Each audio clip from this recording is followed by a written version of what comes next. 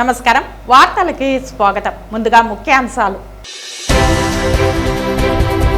ఈ నెల 11వ తేదీ నుంచి 26వ తేదీ వరకు జరగనున్న వెంకటగిరి పోలేరమ్మ జాతర. వెంకటగిరి పోలేరమ్మ జాతరకు ఏర్పాట్లను పకడ్బందీగా చేపట్టాలి. అమ్మవారి దర్శనార్థం వచ్చే భక్తులకు ఎలాంటి అసౌకర్యం కలగకుండా చర్యలు చేపట్టాలి. అధికారులను ఆదేశించిన తిరుపతి జిల్లా కలెక్టర్ డాక్టర్ ఎస్ వెంకటేశ్వర్.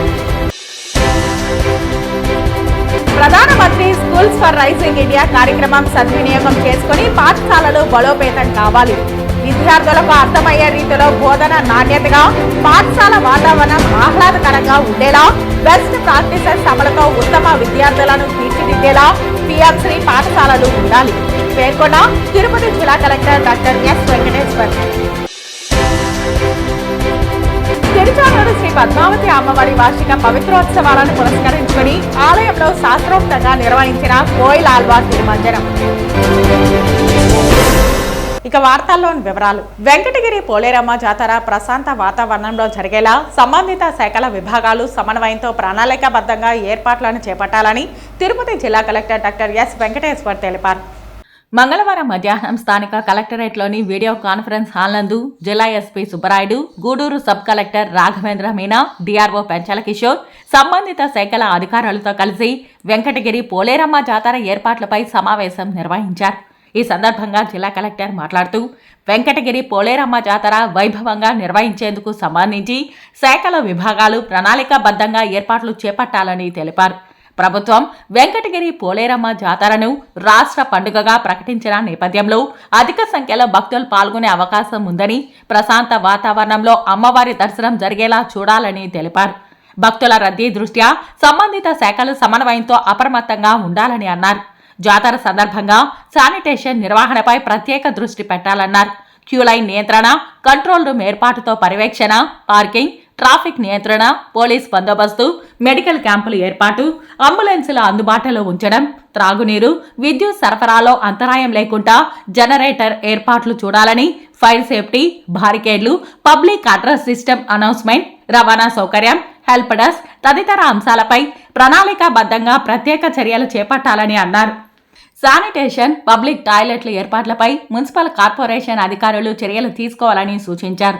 జాతర ముగింపు రోజుల్లో భక్తుల రద్దీని దృష్టిలో పెట్టుకుని వారికి ఎటువంటి ఆటంకం కలగకుండా ప్రత్యేక చర్యలు చేపట్టాలన్నారు. ప్రముఖుల పర్యటన నేపథ్యంలో దర్శన కోసం వచ్చే భక్తులకు ఇబ్బంది కలగకుండా దర్శన సదుపాయం కల్పించాలని తెలిపారు. ఈ కార్యక్రమంలో అడిషనల్ ఎస్పీలు రాజేంద్ర, రవి మనోహరాచారి, జిల్లా దేవాదాయ శాఖ అధికారి రామకృష్ణారెడ్డి, టెంపుల్ యువో శ్రీనివాసరెడ్డి, డిఎంహెచ్ఓ శ్రీహరి తదితర అధికారులు పాల్గొన్నారు. చాలా పెద్ద ఎత్తున మనకి జరుగుతుంది. వెంకటగిరిలో చుట్టుపక్కల అన్ని మండలాల నుంచి, చాలా విలేజెస్ నుంచి మనకి ఇక్కడ క్రౌడ్ గ్యాదరింగ్ ఉంటుంది కాబట్టి so we should take all the necessary steps.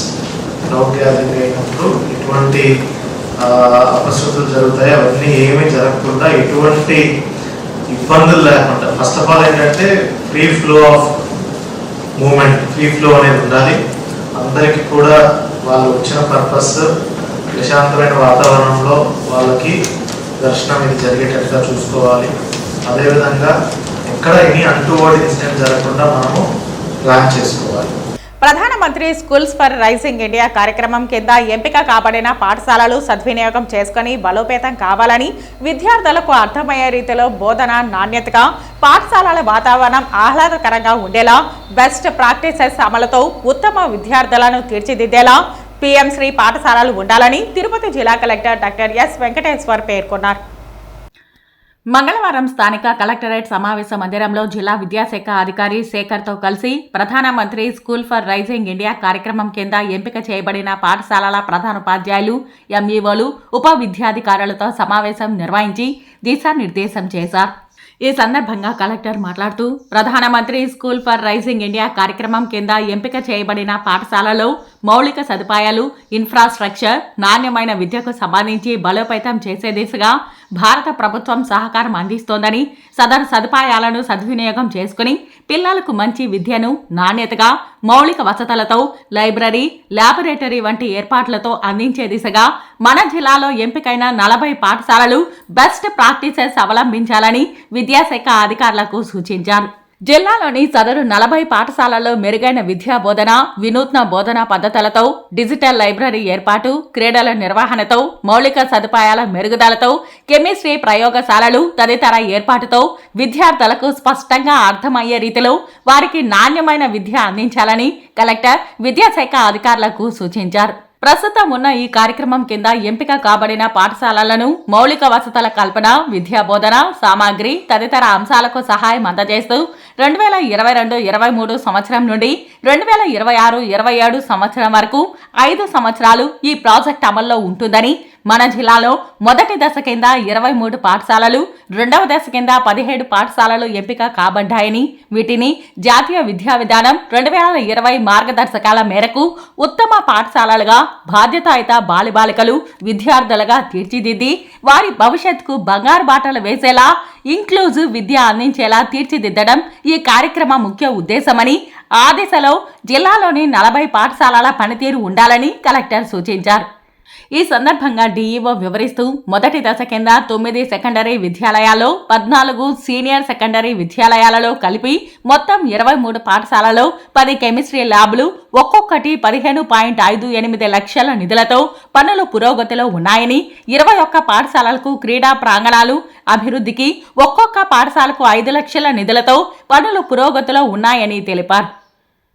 అనంతరం జాతీయ ఉత్తమ ఉపాధ్యాయుడిగా జిల్లా పరిషత్ హైస్కూల్ ఊరందూరు శ్రీకాళహస్తికి చెందిన సోషల్ టీచర్ కోనాటి సురేష్ రాష్ట్రపతి చేతుల మీదుగా అవార్డు పొందిన గ్రహీతకు జిల్లా యంత్రాంగం నుండి కలెక్టర్ సన్మానం చేశారు.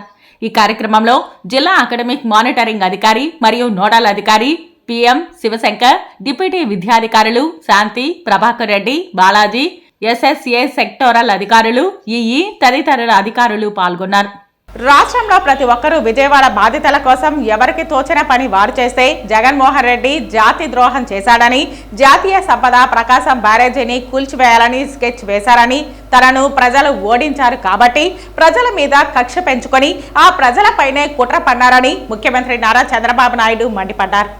అందరూ ఎవ్వడికి తోచిన విధంగా వాళ్ళు సహకరిస్తున్నారు గాని ఇప్పుడు కూడా వైఎస్ఆర్ కాంగ్రెస్ పార్టీ మాత్రం విషం జిమ్మే పరిస్థితిలో వచ్చారు. వాళ్ళు ఓడిపోయారు కాబట్టి ఈ రాష్ట్రంలో ప్రజల మీద కక్ష తీర్చుకోవాలనే విధంగా పోతున్నారు. ఏమాత్రం సిగ్గుపడకుండా 3 బోట్లు వదిలిపెట్టారు. ఒక్కొక్కటి 30 టన్నులు, 11,20,000 క్యూసెక్స్ నీళ్లు పోతా ఉంటే బాధ్యత లేకుండా 3 బోట్లు వదిలిపెడితే ఏవైతే కౌంటర్ వెయిట్ వచ్చి అవి గుద్దడం, అదే గాని కౌంటర్ వెయిట్ కాకుండా అదే గాని కాలం గుద్దుంటే కాలం ఆటోమేటిక్ గా కుంగిపోయేది. 15 మెట్రిక్ టన్నుల ఇదైనటువంటి కౌంటర్ వెయిట్ 2గా ఇరిగిపోయే పరిస్థితికి వచ్చింది. రెండు కౌంటర్ వెయిట్లు విరిగిపోయినాయి. అదే కాలం జరుగుంటే కాలాన్నే కొట్టుంటే ఏమయ్యేదో మనం ఊహించుకోవాల్సిన అవసరం ఉంది. ఇంకా కూడా సిగ్గొదిలిపెట్టి సమర్థించుకునే పరిస్థితిలో ఉన్నారు. మీరు మీ బోర్డ్స్ ని కరెక్ట్ గా పెట్టుకోకపోతే ఎందుకు తీసుకున్నారు, మీది కాదని అంటున్నారు. మీది కాదంటే మీరు రంగెందుకు వేశారు? మేము ఎన్ని అడుగుతున్నాం, దానికి సమాధానం చెప్పవలసిన బాధ్యత కాదు. ఇలాంటి వాళ్ళని మామూలుగా ట్రీట్ చేస్తే కూడా లాభం లేదు. ఇది ఒక జాతి ద్రోహం, విద్వేషం. ఎందుకంటే ఒక ప్రాజెక్ట్ ని ఇంత దారుణంగా లెక్కలేనితనంతో ఆ ప్రాజెక్ట్ యొక్క ఇది చూస్తే 170 సంవత్సరాలు చరిత్ర, 100 సంవత్సరాలు సర్వీస్ చేసిన తర్వాత బ్రిటిష్ వాళ్ళు కట్టిన ఆ ప్రాజెక్ట్ ని ప్రకాశం పంతులు గారి సమయంలో మళ్లీ ఇప్పుడు బ్యారేజ్ కట్టారు. ఇప్పుడుండే బ్యారేజ్ ఆయన కడితే 70 సంవత్సరాలు సర్వీస్ చేసింది. కొన్ని లక్షల ఎకరాలకు గుంటూరు, కృష్ణా, ప్రకాశం, వెస్ట్ గోదావరికి సర్వీస్ చేసే పరిస్థితికి వచ్చింది. అలాంటి ప్రాజెక్టు పట్ల నిర్లక్ష్యమే కాకుండా ఇష్టానుసారంగా మాట్లాడడం చాలా దుర్మార్గం. దీన్ని నేను చాలా తీవ్రంగా ఖండిస్తున్నా. తిరుచానూరు శ్రీ పద్మావతి అమ్మవారి వార్షిక పవిత్రోత్సవాలను పురస్కరించుకుని మంగళవారం ఆలయంలో కోయిల్ ఆల్వార్ తిరుమంజనం శాస్త్రోక్తంగా నిర్వహించారు. ఉదయం సుప్రభాతంతో అమ్మవారిని మేల్కొల్పి సహస్ర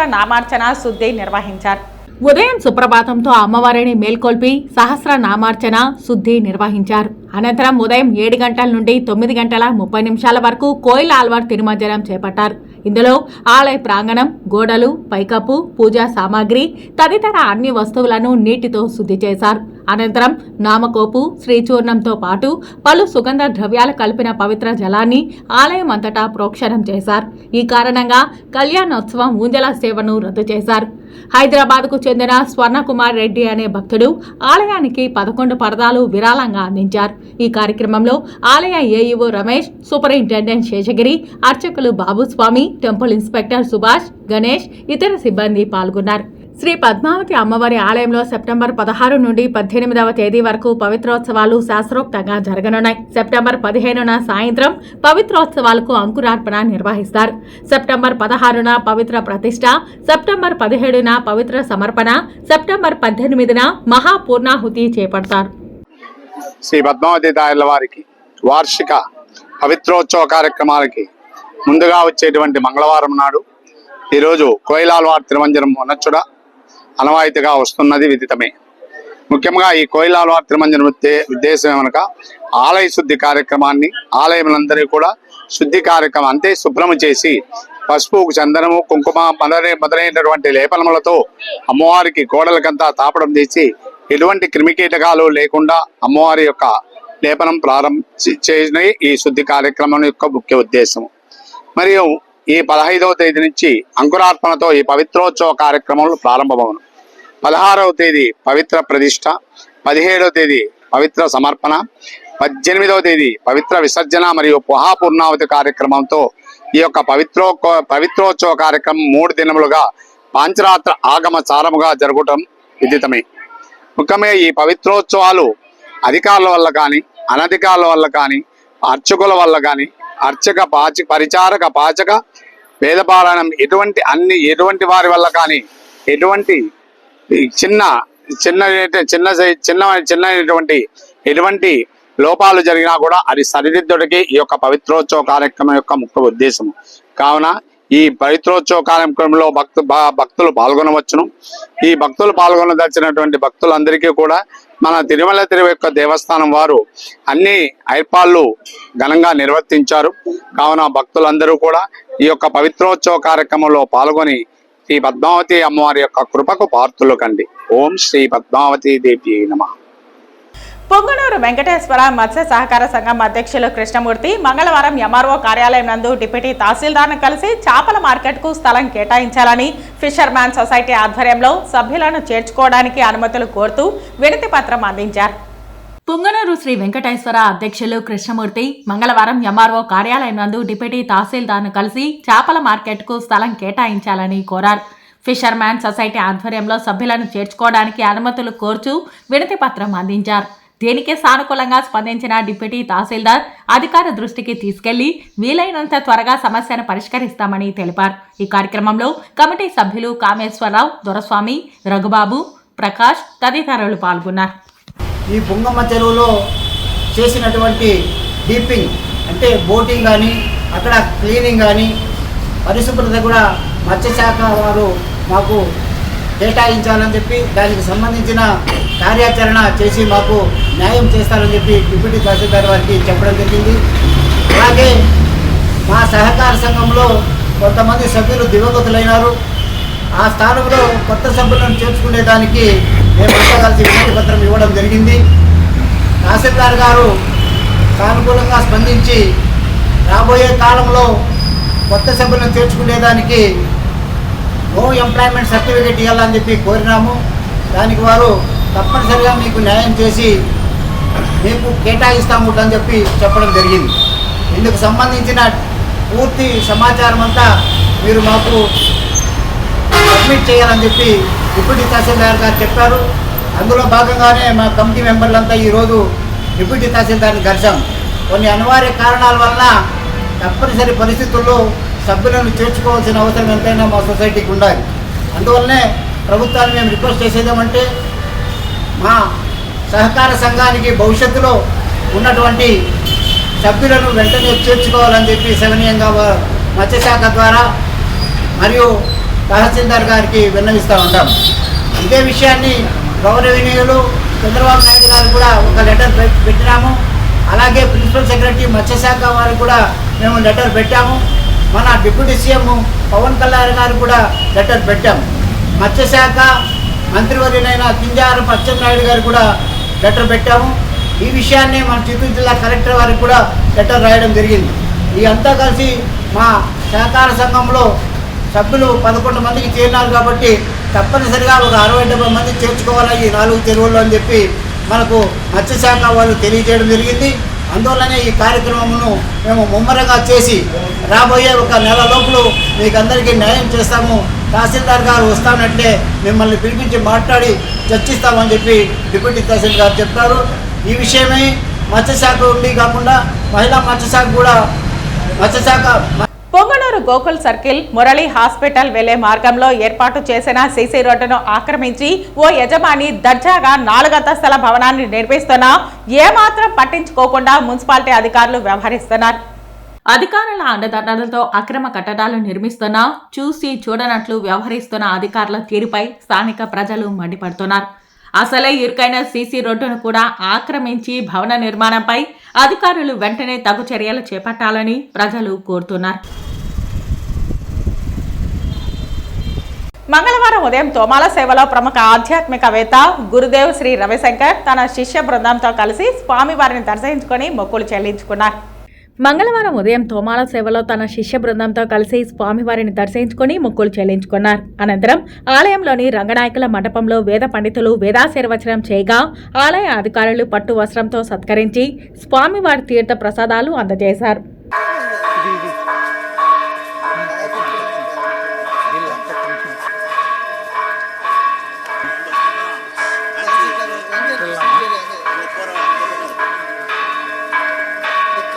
వార్తలు ముగించే ముందు ముఖ్యాంశాలు మరోసారి. ఈ నెల 11వ తేదీ నుంచి 26వ తేదీ వరకు జరగనున్న వెంకటగిరి పోలేరమ్మ జాతర. వెంకటగిరి పోలేరమ్మ జాతరకు ఏర్పాట్లను పకడ్బందీగా చేపట్టాలి. అమ్మవారి దర్శనార్థం వచ్చే భక్తులకు ఎలాంటి అసౌకర్యం కలగకుండా చర్యలు చేపట్టాలి. అధికారులను ఆదేశించిన తిరుపతి జిల్లా కలెక్టర్ డాక్టర్ ఎస్ వెంకటేశ్వర్. ప్రధానమంత్రి స్కూల్స్ ఫర్ రైజింగ్ ఇండియా కార్యక్రమం సద్వినియోగం చేసుకుని పాఠశాలలు బలోపేతం కావాలి. విద్యార్థులకు అర్థమయ్యే రీతిలో బోధన నాణ్యతగా, పాఠశాల వాతావరణం ఆహ్లాదకరంగా ఉండేలా, బెస్ట్ ప్రాక్టీసెస్ అమలుతో ఉత్తమ విద్యార్థులను తీర్చిదిద్దేలా పిఎంశ్రీ పాఠశాలలు ఉండాలి పేర్కొన్న తిరుపతి జిల్లా collector doctor S Venkateshwar. Tiruchanur Sri Padmavathi అమ్మవారి వార్షిక పవిత్రోత్సవాలను పురస్కరించుకుని ఆలయంలో శాస్త్రోక్తంగా నిర్వహించిన కోయిలాల్వార్ తిరుమంజనం. ఈ వార్తలు ఇంతటితో సమాప్తం. నమస్కారం.